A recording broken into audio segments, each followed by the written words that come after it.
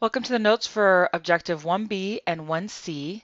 Our objectives are 1B, I can convert a fraction to a decimal, and then 1C, I can convert a decimal to a fraction. All right, so I want to cover a few vocabulary words before we get into the notes. First of all, what is the numerator? The numerator is simply, in a fraction, the number on top. So the denominator must be the number on the bottom. If I have this fraction bar here, the numerator, I'm going to color code it for you, would be the 3, and the denominator would be the 4. Okay, what does it mean to put a fraction in simplest form? This means that the numerator and the denominator cannot be divided by the same number. So for instance, 3/4 would be in simplest form, as opposed to 25/75. These fractions have the same value. This one's in simplest form. This one is not. Okay, next, what is a mixed, or what are mixed numbers? These are numbers that have an integer and a fraction. So for instance, let's say I have the number that has 1 and then the fraction 3/4. Okay, that would be a mixed number. What are improper fractions?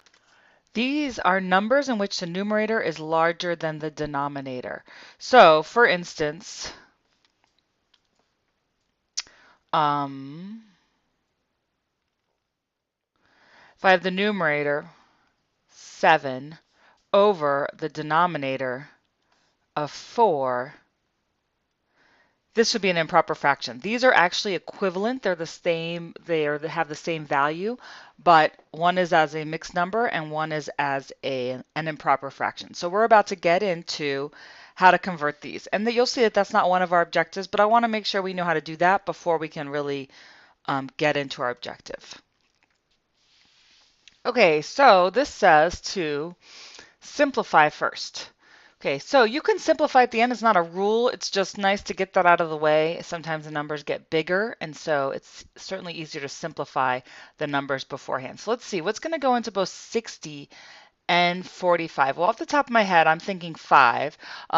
Ideally, you come up with the greatest common factor, so the biggest number that goes in the top and the bottom. But if that doesn't come to you right away, you can just go with what you can think of. And so since this ends in a 0 and a 5, I know 5 is going to go in there. So it goes in the top 12, and it goes in the bottom 9. Well, I can see right there that I have not put it in simplest form yet because I need to, it's still divisible by a number that goes in both the top and the bottom. They're both divisible by 3, so the top's going to, 3 is going to go into the top 4 times and into the bottom 3 times.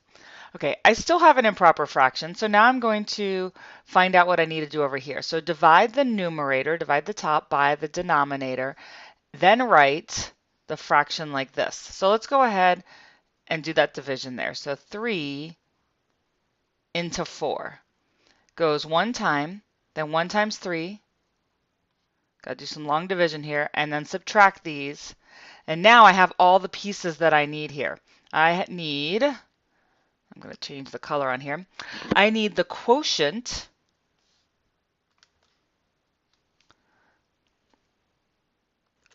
The quotient is this number right here. So my quotient is going to go out front. And then I need my remainder, so what I have left over. So my remainder is this number right here, so 1. And then I'm going to put it over the denominator. So I'm just going to put it over the original denominator.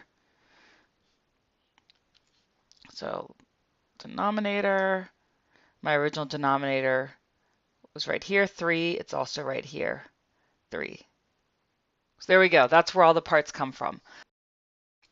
Okay, coming over here, we're going to try the same thing. First, we're going to simplify. So 5 goes into both the top and the bottom. 5 goes in the top 20 times and into the bottom 7 times. Now I'm going to go ahead and divide the numerator by the denominator.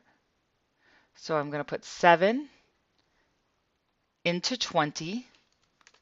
It's going to go in there 2 times without going over. So 7 times 2 is 14. Then I need to subtract these, and I get 6.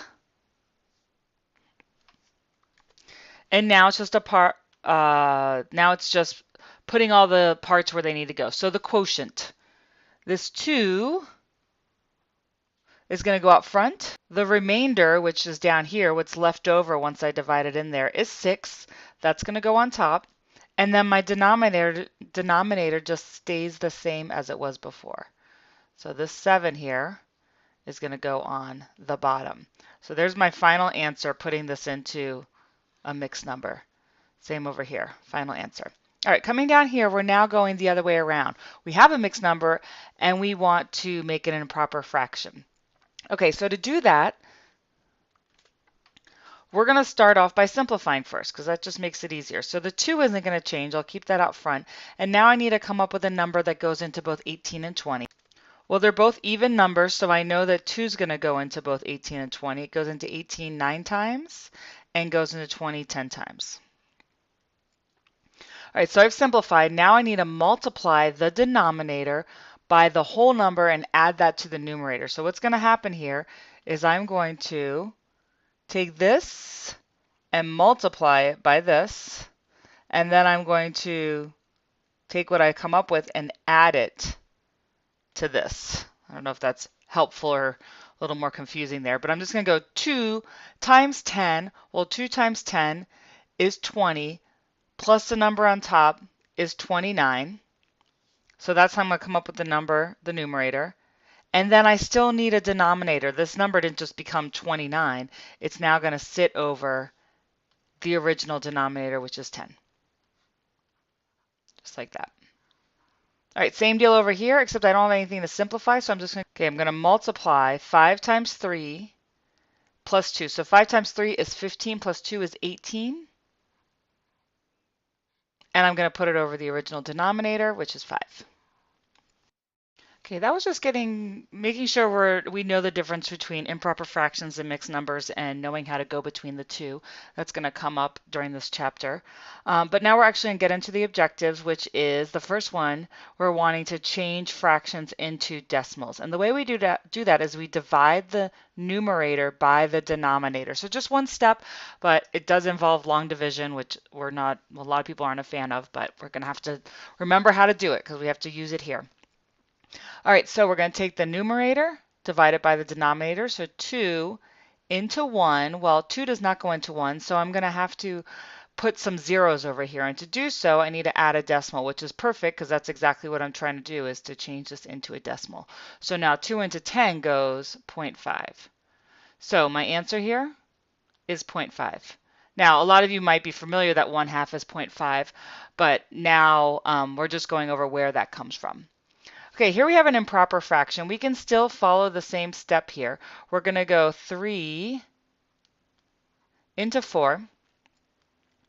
Okay, but it does go in there. It goes in there one time. Then we go 1 times 3 is 3, and we get 1 down here. Now, I could stop right here and put this into a mixed number, but that's not what it's asking me to do. It's asking me to change it into a decimal. So I am going to have to put a decimal in here and put a 0. And then bring this 0 down. So now 3 into 10, don't forget the decimal up top here, is going to go 3 times without going over. 3 times 3 is 9. We get 1. Bring down the 0. 3 goes into there 3 times. We get 9, and we're starting to see a pattern here. If we bring down a 0, we're going to end up with the same thing. So what I'm getting here is 1.333 going on forever, or repeating. However, it's not asking, it's giving me specific instructions here. It says round to the nearest hundredth if necessary. So in that case, I'm not going to leave it like this. I'm going to round off because that's what it's asking for. It doesn't want a line above it. And I want you to be careful of directions like that. Okay, so the nearest hundredth, what spot is hundredth? Well, the first spot after the decimal is the 10th. This is the 100th spot. Now, if this kept going here, we would have another 3. So what that means is we need to go from here and look next door. If this is 5 or above, we're going to bump it up. If it's 4 or below, we're going to keep it the same. So in this case, we're going to cut off after the 100th spot, and we're going to keep the 100th spot the same. So our rounded number is 1.33. Okay, let's try this one more time together. We're going to put 7 into 3, put down a decimal. 7 into 30 is going to go 4 times. And then 4 times 7 is 28. Subtract, and we get 2. We'll put another 0 there, bring it down. And then 7 into 20 is going to go 2 times. 2 times 7 is 14. Subtract those, and I get 6. And now I'm going to bring that down. And 7 into 6 goes 8 times. And then 7 times 56. And we're not really seeing a pattern here. It just keeps going. So I'm going to round it off at this point. Doesn't really matter what this number is here, but it is a 4. At this point, I'm going to round it off to the nearest hundredth, just like my directions say. So my 100th spot is right here. I look next door. I'm going to get rid of this number. After here, I'm going to get rid of any numbers that are this way. But I do have to refer to this number. So I couldn't have just stopped here. I couldn't have just gone to 100th and gone, okay, I'm all done. Because something's happening past the 100th that's going to affect the 100th spot. This is above 5, so this, although I'm getting rid of this number, it affects this number. So this is going to become 0.43. Okay, there's a couple for you to try down here. Make sure you round to the nearest 100th if necessary. Okay, heading on to the back, now we're looking at objective 1C, and we're going to change decimals into fractions. So this has a few more steps here, but we do not have to do any long division, which is nice. All right, write down the decimal divided by 1. So I'm going to go 0.75, and I'm going to divide by 1. And you know what? I'm going to move it up there.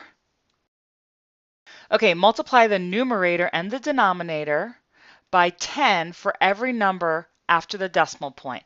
So what it's saying is if I have 2 numbers after the decimal point, I'm going to multiply it by 10 and then by 10 again, so multiply it by 100. So basically, I'm going to move the decimal point over. So that's mathematically what you're doing is you're multiplying by 10, but graphically here what we're doing is we're just moving the decimal point over 2 spots to make this a whole number, which means this number, which has its decimal point here, also has to move over 2 spots. So what I'm going to end up with here once I've done that is 75 over, when I move the decimal point 2 spots, I need to put in a couple zeros here, so over 100. Okay, so 75 over 100. I've completed this step. Now I need to simplify. What goes into both 75 and 100? Well, 25 goes into both of them, goes in the top 3 times, and the bottom 4 times. Okay, we have 3 problems here to try together. So let's go ahead and write 0.625 on the top, put it over 1, and now let's move that decimal point over. So if I move it over 3 spots on top, 1, 2, 3, I'm going to move it over 3 spots on the bottom. Another way to think about it is I'm just going to put on 3 zeros. Okay, so now I have 625 over 1,000. I can use an equal sign because these are equivalent. They're just written differently. And now I need to simplify. So I need to start finding numbers that go into both the top and the bottom. So I'm going to go with 25. And 25 goes into the top 25 times. 25 goes into the bottom 40 times. Looks like I can still simplify this. 5 goes in the top 5 times and into the bottom 8 times. When I put this into fraction form, I get 5/8. All right, let's try this again. Feel free to pause and try it on your own if you want to go for that. So I'm going to put 0.25 over 1. I'm going to move the decimal point. And when I do that, really all I'm doing is I'm taking the top and making it an integer, not a decimal, and I'm taking the bottom and putting as many zeros as I have digits on the top. So I have 1, 2, digits. That gives me 2 zeros on the top, or sorry, on the bottom. 25 goes in both the top and the bottom. It goes in the top 1 time and the bottom 4 times. Okay, same deal here. I'm going to move it over. I'm going to do this as one step this time. I'm going to put 23 and I'm going to put my 1, and now I know because I have 2 digits here, I need 2 digits there. And then I would just need to reduce. Well, there is actually nothing that is reducible here. There's nothing that goes into both the top and the bottom. So I'm done right here. You know what though? I'm going to do one more problem. Sorry to make the video longer, but I do want to point out that we can get a mixed number. So if we have 1.23, okay, we would have to move it over, and this would become 123 over 100. And that would be the improper fraction, and then I could use what I did above to make it into a mixed number. Or right away, I can just take this out front and make this the 1 that goes out front. That's the whole number. And then I could figure out how to put this into a fraction form and go ahead and put it as a mixed number right away. Either way. All right, 2 problems for you to try. Make sure you write down any questions that you have, and I will see you in class.